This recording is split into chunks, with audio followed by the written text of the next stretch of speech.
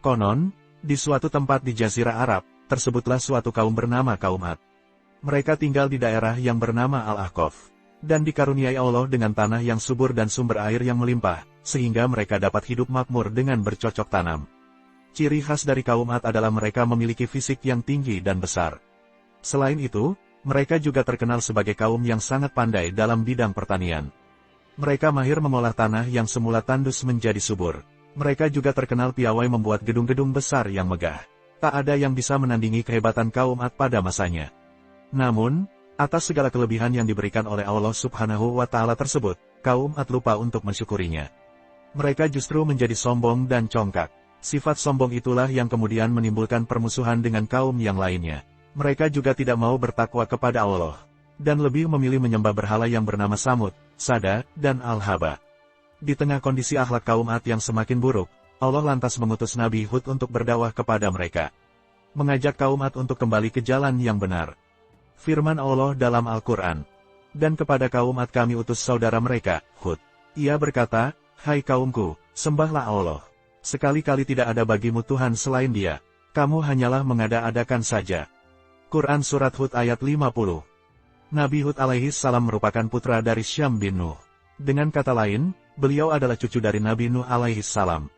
Saat diutus untuk berdakwah kepada kaum Ad, Nabi Hud bukan tanpa halangan.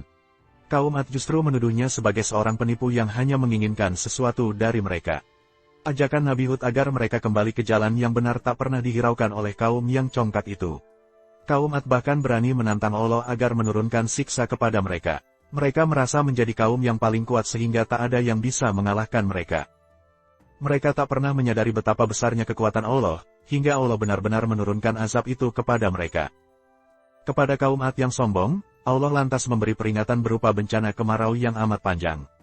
3 tahun lamanya tanah mereka tidak diguyur hujan, sehingga tanah pertanian milik kaum Ad tak lagi subur dan menjadi kering. Namun, peringatan dari Allah itu ternyata tak membuat kaum Ad menjadi jera dan bertobat kepadanya. Mereka justru mendatangi patung-patung berhala untuk meminta hujan yang akan membebaskan dari musibah kekeringan tersebut. Maka, Allah pun menurunkan azab yang lebih pedih bagi kaum yang sombong lagi tersesat itu.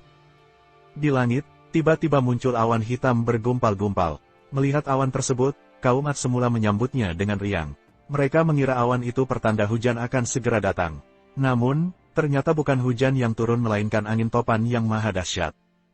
Angin tersebut bertiup dengan amat kencang selama 8 hari 7 malam berturut-turut hingga memorak-porandakan seluruh gedung-gedung megah yang dibangun oleh kaum Ad. Juga membinasakan seluruh kaum yang congkak dan tak mau bertakwa kepada Allah tersebut. Sementara itu, Nabi Hud beserta orang-orang yang beriman diselamatkan oleh Allah dari bencana dan melanjutkan hidupnya di daerah yang baru, Hadramaut. Nabi Hud tetap berdakwah menyeru kepada kebenaran di daerah baru tersebut hingga beliau meninggal dunia.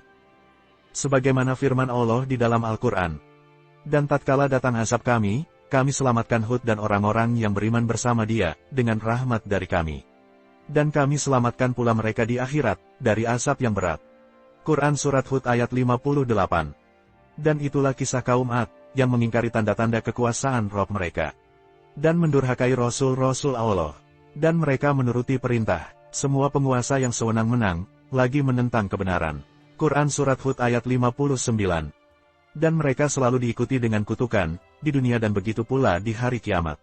Ingatlah, sesungguhnya kaum Ad itu kafir kepada Rob mereka. Ingatlah, kebinasaanlah bagi kaum Ad, yaitu kaum Hud itu.